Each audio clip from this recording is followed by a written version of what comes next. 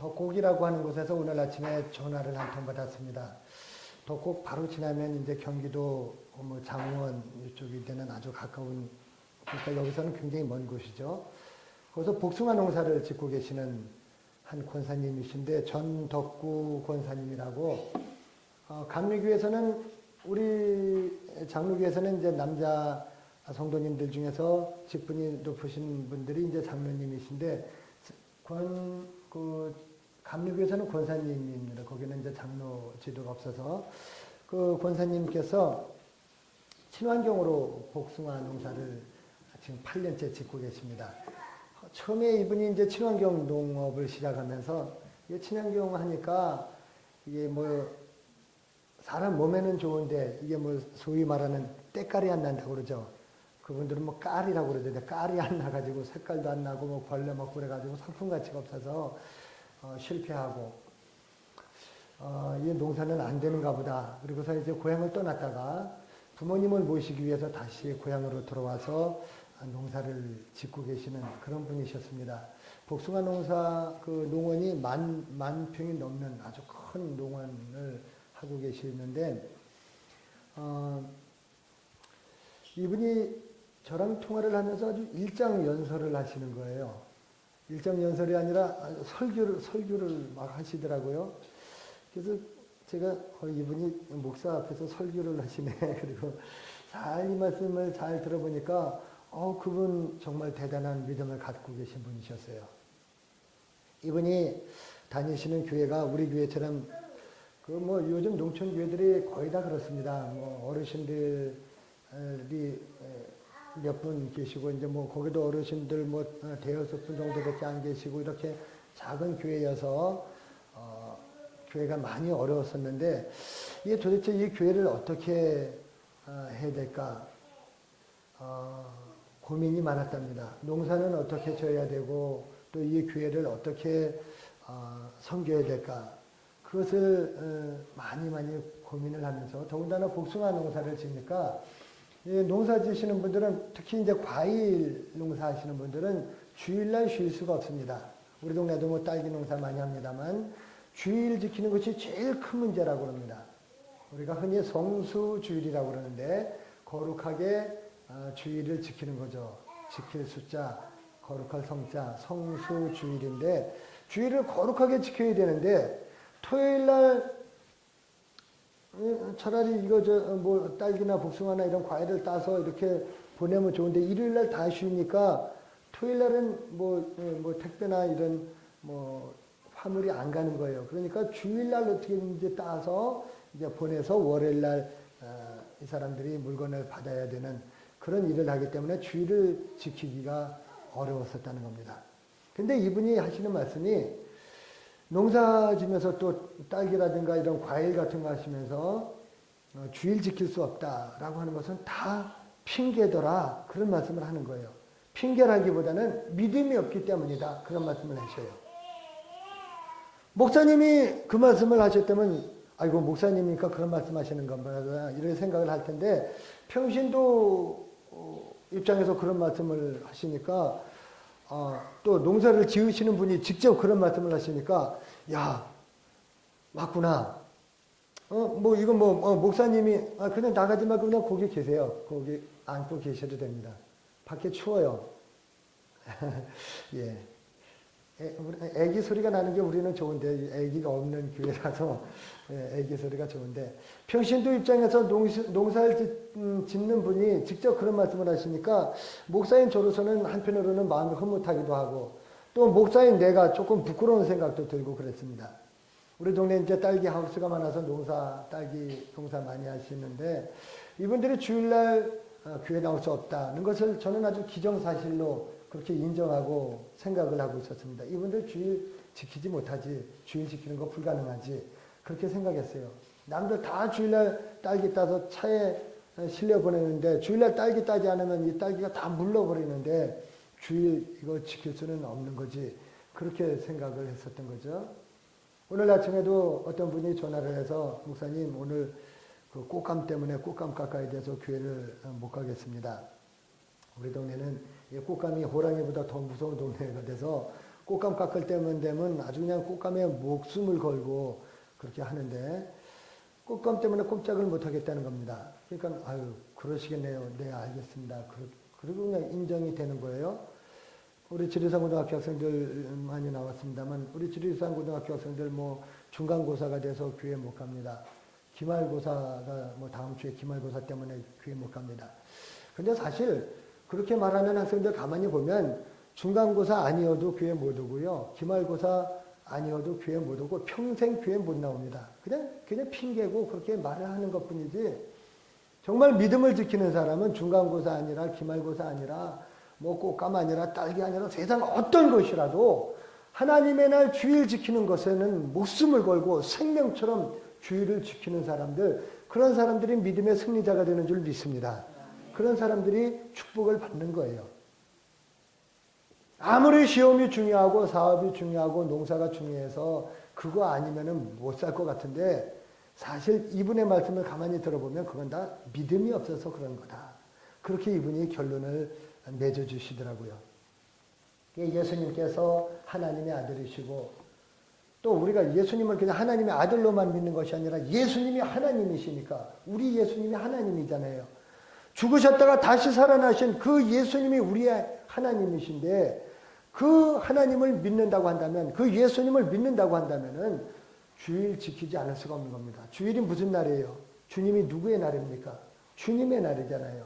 하나님 앞에 예배하는 날이고 하나님 앞에 우리의 그 몸으로 드리는 거룩한 산 제사를 드리는 날인데 이 날이 어떤 날이라고 뭐 꽃감 뭐 딸기 뭐 시험 핑계를 대고 뭐 빠질 수 있는 그런 날이 아니라는 겁니다.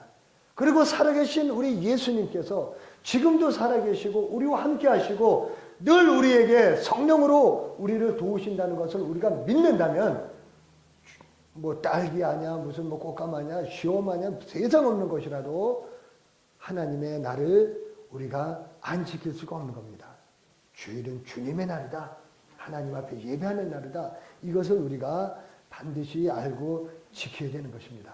그렇게 지키는 자에게 하나님께서 당신의 자녀에게 하나님께서 복을 주시지 않으실 분이 아닌 거죠. 성경 말씀에 그러잖아요. 사람이 아주 못돼 먹고 아주 그래도 사람이 얼마나 뺀질거리고 못돼 먹고 사람만큼 믿을 것이 없잖아요. 그래도 지 자식한테는 좋은 거 준단 말이에요. 떡을 달라고 그러는데 어느 부모가 돌멩이 갖다 주고 야, 이 떡이다 먹어라. 모르고 받아서 깍 씹어서 이빨 부러지면 어떻게 해요? 그런 부모 없단 말이에요. 생선 달라고 그러면은 야, 이 생선이 있다 그러면서 뱀을 집어다 주는 그런 부모가 없단 말이에요. 사람도 그런데 하나님께서 그 사랑하는 자녀에게 좋은 것을 주시지 않겠느냐. 할렐루야. 이분도 주일 지키면서 복숭아 농사 짓는 것을 보고 사람들이 다 비웃었답니다. 동네 사람들이. 아니 주일날이 더 장사가 잘 되는데 주일날 장사 안 하고 언제 장사하려고 그러느냐고. 이 덕곡이라고 하는 곳이 여기 요 단성처럼 그 IC가 막 이렇게 IC 덕곡 IC 고속도로 IC가 막 나오는 거기서 아마 농사를 지으시면서 그 IC 있는 데다가 이렇게 그 뭐라 그럽니까 매장을 이렇게 조그맣게 뭐 박스 같은 거 만들어 놓고 하잖아요. 그렇게 만들어 놓고 장사를 하고 계시는데 거기 그 덕곡 복숭아가 당도가 높고 친환경이고 좋은 복숭아라는 것이 뭐 소문을 다 나가지고 뭐 인터넷 방송 막 다 소문이 나가지고 아주 사람들이 일부러 차를 타고 저 서울에서 사람들이 일부러 드라이브 겸 와서 거기서 그 복숭아를 사가는 아주 유명한 곳입니다. 근데 주일날 장사를 안 하니까 다른 사람들이 다들 뭐라고 하는 거예요. 근데 전덕구 집사님, 권사님은 주일이면 아예 그냥 작업복 다 벗어 던지고 말끔하게 깔끔하게 양복으로 갈아입고 교회로 가서 그러고서는 예배를 드리는 거예요. 주일에는 농사고 뭐고 장사고 뭐고 공부고 뭐고 하나님 앞에 철저하게 예배 드리는 것이 가장 우선이다. 이것을 그분은 실천을 하는 거예요. 그랬더니 하나님께서 역사해 주시는데 주일날 장사 안 하니까 손해가 돼야 되는데 토요일날 월요일날 막 손님이 어디서 오는지 막 손님이 밀어닥치고 아니 그 덕고 가이씨 이렇게 나가면 그 장사하는 그 부스가 이렇게 여러 개 있는데 사람들이 다 그 칸칸이 다 있거든요. 다 똑같은 상품이고 다 그 지역에서 난 그 복숭아인데도 다 그 전덕구 권사님 그 부스로 가서 거기에 그냥 미 터지고 바글바글하고 그 사람들이 야, 저 집은 참 이상하다 그런대요. 저 집은 참 이상하다. 어? 아니 길거리에서 장사하는 사람이 한둘이 아닌데 다 같은 복숭아인데 왜 저 집만 저렇게 미어 터지는가? 인터넷에서 이분이 아주 일찍 또 인터넷 그것을 해가지고 인터넷으로 이렇게 판매를 많이 했습니다. 그리고 또 KBS 이텔레비전에서는 그 무슨 뭐 생생정보인가 뭐 생생정보통인가 뭐 하여튼 뭐 그런 프로그램이 있대요. 거기서 다큐멘터리를 찍어가지고 전국에 그냥 방송을 다 해주고 하나님이 하신 줄 믿습니다. 믿음으로 사니까 그냥 하나님께서 나는 주의 일을 하면 주님은 나를 위해서 내 일을 해주시는 거예요. 할렐루야. 하나님이 내 일 하는 게 좋겠습니까? 내가 빽 빠지게 내 일 해갖고서는 그냥 입에 풀칠하는 게 좋겠습니까? 하나님이 해주시면 그냥 술술 다 되는데 그런 믿음을 갖지 못하고 요거 안 하면 죽는 줄 알고 큰일 나는 줄 알고 그리고 저는 주의를 못 지키는 이런 사람들이 얼마나 많은지 모릅니다. 그래서 나중에 여러분도 혹시 그 감국 IC 그쪽으로 가시면은 믿음농원 스마일 농장 직판장이라고 거기 꼭 한번 가보시면 복숭아가 7월 달부터 이분이 이제 그 품종을 여러 품종으로 해서 한 품종이 끝나면 그 다음 거 따고 이렇게 할 수 있도록 7월부터 한 10월까지 이렇게 계속 복숭아를 따는 그런 농장인데 한번 가서 보시기 바랍니다. 제 말이 꼭 맞죠. 이분이 하시는 말이 있습니다. 교회가 자립이 안 되는 것도 믿음이 없어서 그렇다는 거예요. 이분이 하나님 앞에 기도를 했답니다. 하나님, 우리 교회는 몇십 년째 이게 미자립 교회인데 교인도 없고 이거 교회가 자립이 안 되는데 하나님 우리 교회 자립하게 해주세요. 이건 다 제 책임입니다. 이제부터 보조받는 거 다 끊어버리고 우리 교회가 스스로 자립하는 교회가 될 수 있도록 해보겠습니다. 그렇게 이제 기도를 했대요. 살아계신 하나님이 나의 하나님이신데 우리 교회가 굶어 죽게 하실까? 설마 하나님께서 우리 교회 그동안 진짜 우리가 믿음이 없어서 그렇게 남의 도움을 받고 이렇게 살아왔지 이게 우리가 믿음이 없어서 그런 것이지 하나님이 능력이 없어서 그런 것일까? 그렇게 생각을 하고 기도를 하고 이분이 하나님 앞에 우리 교회 자립하게 해주세요. 우리 교회 내가 책임지겠습니다. 그렇게 기도를 하고 이제 그 지원하는 교회에다 전화를 해서 거기는 뭐 장로님이 아니고 권사님이니까 권사님 이제 우리 교회 보조 이제 그만 받겠습니다. 무슨 소리냐고 거기서 보조 안 받으면 어떡하려고 그러냐고 아이 걱정 말고 올해도 보낼 테니까 받으라고 염려 받으라고 아닙니다. 우리 이제 보조 그만 받겠습니다. 그리고 다 그냥 끊어놓고서는 그리고서는 하는데 그때 당시에 그 목사님 사례도 없어서 쩔쩔매고 그랬었는데 지금은 오히려 목사님 사례를 더 많이 해드리고 더 잘해드린다 그러면서 그 말씀을 오늘 하시는데 제가 막 은혜가 되는 거예요. 그렇구나. 부활하신 예수님을 그분이 그래요. 아니 목사님들이 말씀을 전하실 때 우리가 텔레비를 봐도 텔레비 속에는 주인공이 나오는데 주인공 얘기를 해야지. 텔레비 속에서 주인공 그 드라마가 주인공이 이렇게 포커스를 맞춰서 주인공이 들어줘야지. 설교 속에서 예수님이 부활하신 예수님이 이 설교에서 두드러져서 나와야지. 괜히 엉뚱한 소리 하고 그러는 것은 이거는 설교가 아닙니다. 그런 말씀을 하시길래 그렇구나. 내가 부활하신 주님을 제대로 잘 못 전했구나. 부활절 1년에 딱 한 번 그냥 부활하신 예수님 한 번만 내가 전하고는 1년 내내 부활하신 예수님에 대해서는 한 번도 말씀을 제대로 전하지 못하고 지금도 살아계셔서 우리를 지켜보시고 우리를 도와주시고 우리 가운데서 역사하시는 그 예수님을 부활하신 예수님을 내가 제대로 전하지 못했구나. 내 양심이 부끄러워서 세상에 얼마나 그냥 라디오만 틀면 텔레비만 틀면 설교들이 많이 쏟아지는지 얼마나 유명하고 큰 목사님도 설교 많이 나오는지 그 많은 설교들을 다 들어서 성도들은 다 귀는 커지고 지식은 많아지고 웬만한 설교는 설교 같이 들리지도 않고 은혜도 못 받고 이러는 세상 가운데서 큰 교회들 가보면요 대부분 설교 시간에 예배 시간에 다 앉아서 꾸벅꾸벅 다 졸고 있거든요. 설교가 살아있지 못해서 물론 세상 살려느라 피곤하고 힘드니까 주일날 떳떳하고 이 분위기 저기니까 뭐 좋을 수도 있겠죠. 그러나 진짜 내가 하나님의 말씀을 바르게 내가 전했으면 누가 여기 와서 졸게 만들겠느냐. 이건 내 책임이구나.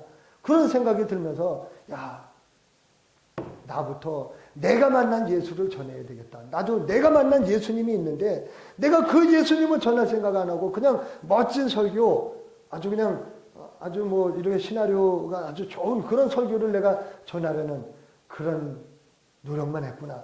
그런 생각이 들어서 그래 좋아 그럼 나도 우리 교회도 사실 우리 교단 총회에서 70만 원씩 그 지원을 받는데 내가 가만히 생각해봐도 주님 오실 때까지 그거 안 받고는 안 될 것 같아요. 도저히 뭐 자립이 안 될 것 같아. 뭐 여기가 무슨 뭐 부흥이 되겠어요. 뭐 여기가 무슨 뭐 아파트가 들어오겠어요. 더 어려우면 더 어려우지 안 될 것 같아. 그래서 이게 아니구나. 그냥 뭐 70만 원이면은 한 1년이면은 뭐 800만 원도 넘잖아요. 돈 1000만 원인데 나도 그러면 자립 선포해 버릴란다.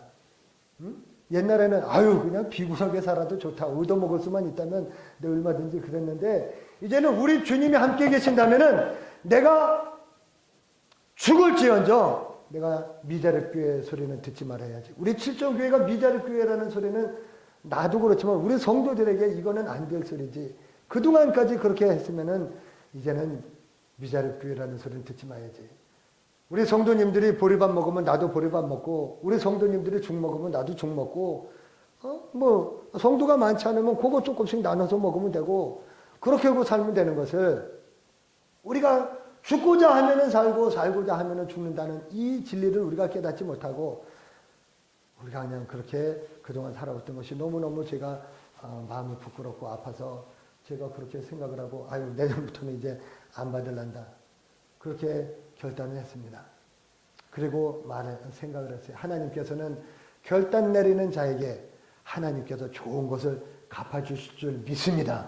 그렇게 기도를 했습니다.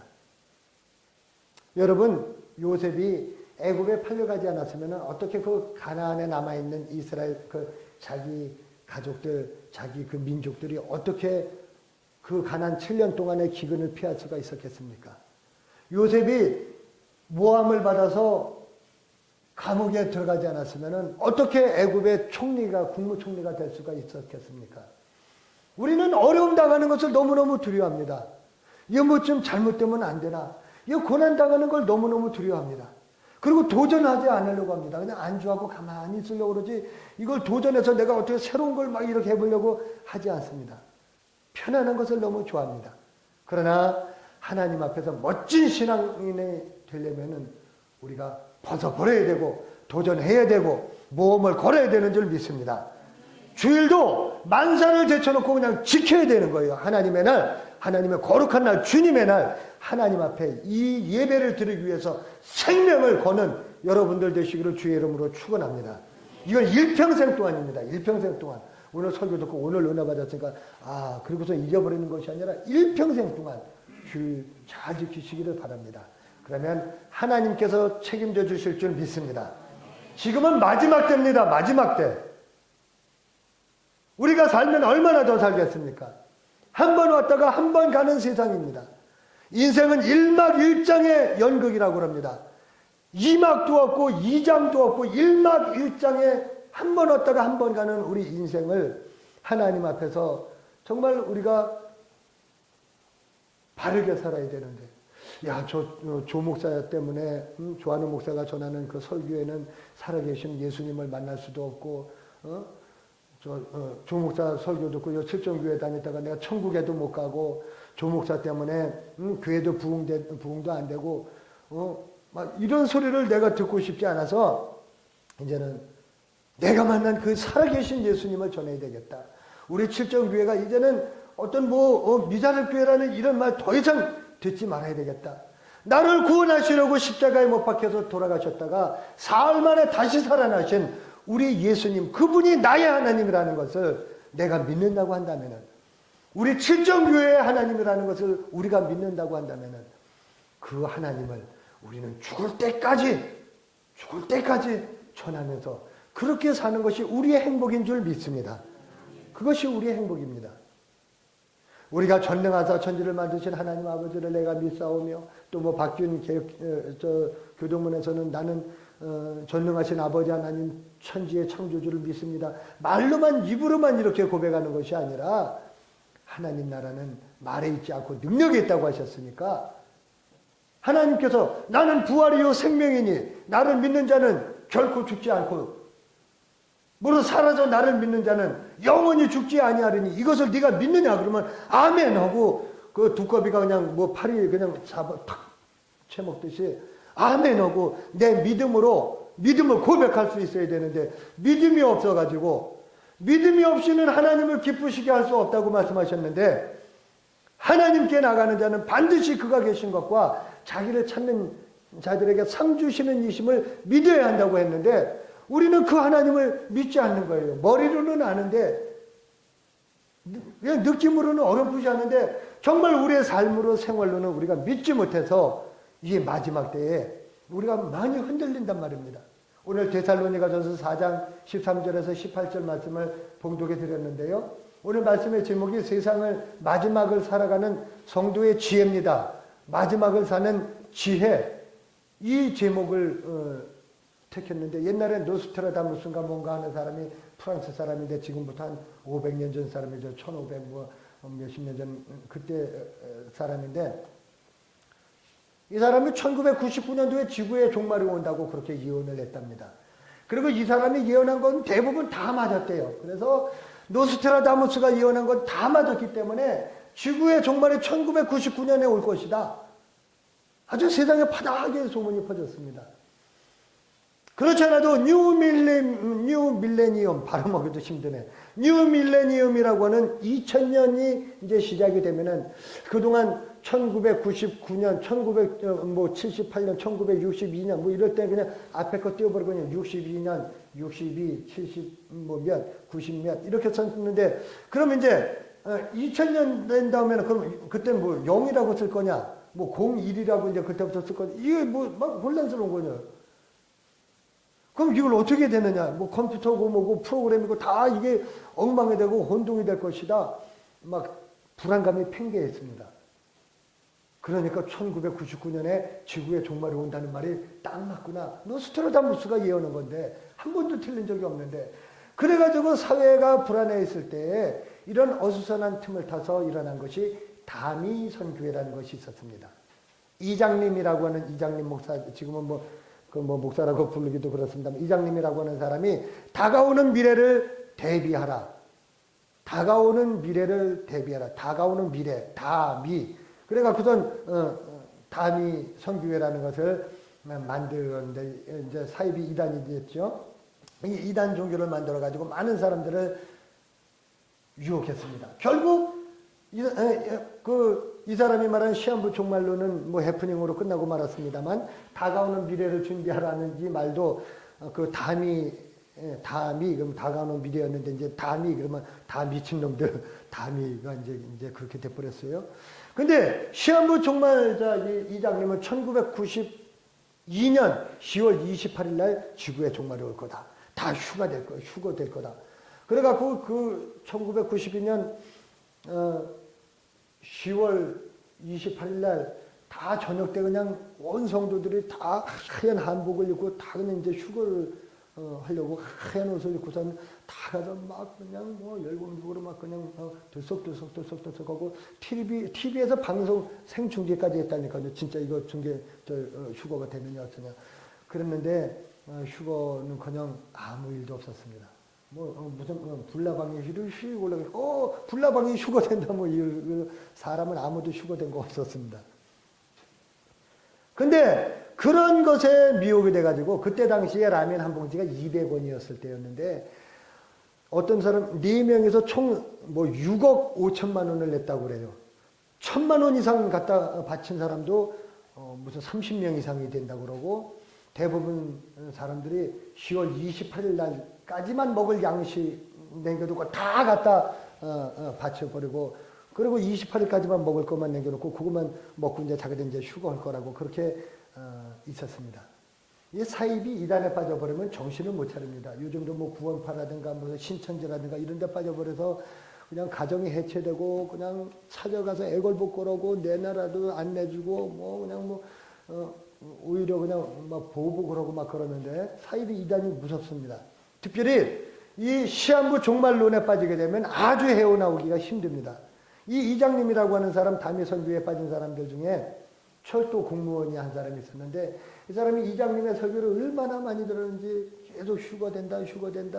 우리는 이제 마지막이다, 휴거된다. 이 이야기를 너무 많이 들어가지고 정상적인 직장 생활을 못하고 직장에서 해고가 됐습니다. 이 사람이 철도청에 다녔는데 진짜 아닌 게 아니라 이번 역은 담이역입니다. 내리실 문은 없습니다. 가 되어버렸습니다. 그냥 끝장이 나고 말았어요. 완전히 그냥 인생도 끝나고 직장도 끝나고 그리고 짐 싸들고 애들하고 어디로 사라져버려서 뭐 연락도 되지 않고 그렇게 되어버렸습니다. 마포에 사는 30대 어떤 가정주부는 아들을 데리고 저 경상남도 경남에 어딘지 모르겠습니다. 경남에 가서 선교하겠다고 가출한 그런 사람도 있고요. 전라남도 강진에는 고등학교 여학생이 부모가 담임선교에 못 가게 하니까는 그냥 음독 자살을 해버린 아이도 있고요. 어떤 임산부는 배가 이렇게 점점 불러오니까 내가 이제 10월 28일 날 휴거를 할 건데 이거 배가 불러서 이거 휴거가 되겠나 낙태를 시킨 임산부도 있었습니다. 정말 웃지 못할 일이죠. 이렇게 정말로 그 상식 이하의 일들이 있습니다. 근데 이장님이라고 하는 사람은 1992년 10월 28일 날 휴거된다고 막 해놓고서는 자기는 1993년도에 만기가 되는 그 조건부 환매 그 채권을 구입한 것이 나중에 드러나기도 했죠. 이런 이단들, 마지막 때, 마지막 날, 다시 말해서 이 말세라고 하는 이때에는 세상이 막 어지러워서 세상의 종말, 세상의 끝에 대해서 이야기하는 사람들이 많고 그래서 이것에 대해서 정말로 바르게 알지 못하면 성경을 잘 알지 못하면 성경을 갖다 놓고 얘기하는데 야 봐라 성경이 이러지 않느냐 뭐 이거 숫자로 풀고 뭐 요한계시록 무슨 뭐를 한다 뭐 막 와서 들어봐라 뭐 다니엘 뭘 강의를 뭘 한다고 이런 사람들은 미혹되고 있으면은요 우리도 그런데 그냥 빠져버리게 됩니다. 여러분들 세상의 끝은 반드시 있습니다. 하나님의 심판이 있고요. 그리고 예수 그리스도의 재림이 있습니다. 그때 천사들의 나팔소리와 함께 예수님께서 구름을 타고 오실 것인데 우리 믿는 자들은 그때 이제 다 들림을 받게 되죠. 무덤에 잠자던 자들은 무덤이 터지면서 다 무덤에서 부활을 하게 됩니다. 그리고 우리 믿는 자들은 다 들림을 받아서 구름 위로 들려 올라가서 오시는 예수님을 공중에서 맞이하게 됩니다. 오늘 데살로니가전서 4장 13절 18절 말씀이 바로 그 내용입니다. 이것을 믿는 것이 종말 신앙입니다. 그러나 그 종말 신앙을 믿으면서 이것을 사람의 생각으로 사람의 판단으로 사람의 연구로 따지고 해석을 하고 막 그냥 그렇게 뭐 성경을 뭐 몇십 독을 했느니 뭐 막 이러면서 하는 사람들은 결국에는 다 이단으로 빠지고 마는 거예요. 성경을 몇십 독해서 구원받는 것이 아닙니다. 하나님의 말씀을 믿는 자가 구원을 받는 줄 믿습니다. 언제 주님이 오실는지 알 수 없기 때문에 우리는 그냥 항상 깨어서 기도하고 있으면 되는 겁니다. 오늘 당장 주님께서 재림하셔도 우리 주님 앞에 아주 아름다운 성도가 되어서 들림받아서 인정받을 수 있도록 우리가 그렇게 준비만 하고 있으면 됩니다. 그러나 주님이 오늘 밤에 오신다고 하더라도 우리는 우리의 삶이 있어서 우리의 터전이 있어서 우리의 직업이 있어서 나의 직분이 있어서 우리는 영원히 이 땅에서 살 것처럼 열심히 자기 직분을 감당하고 살아야 되는 거예요. 신앙으로는 오늘 밤에 죽을 것처럼 그렇게 종말 신앙을 가지고 살면서 이 세상에서 삶은 영원히 살 것처럼 열심히 우리가 일을 해야 되는 거예요. 뭐 종말이 오니까 우리는 아무것도 안 하고 그냥 다 모여서 이 사람들이 이단이 되는 겁니다. 언제 주님 오실런지도 모르는데 밥숟가락 놓고 손가락만 빨고 있는 사람들, 이 사람들처럼 어리석은 사람이 없습니다. 우리는 생전 종말하고는 상관없는 사람들처럼 열심히 일하면서 부지런히 살아야 합니다. 종말은 종말이고 지금은 지금입니다. 신앙에 있어서 우리는 이것을 양면성을 잘 유지해야 됩니다. 그리고 또 살다가 좀 힘들면 하늘 한번 쳐다보고 눈물 찔끔 흘리면서 주여 주 예수여 오시옵소서 마라나타 그리고 기도하고 그리고 또 나가서 열심히 일하는 거예요.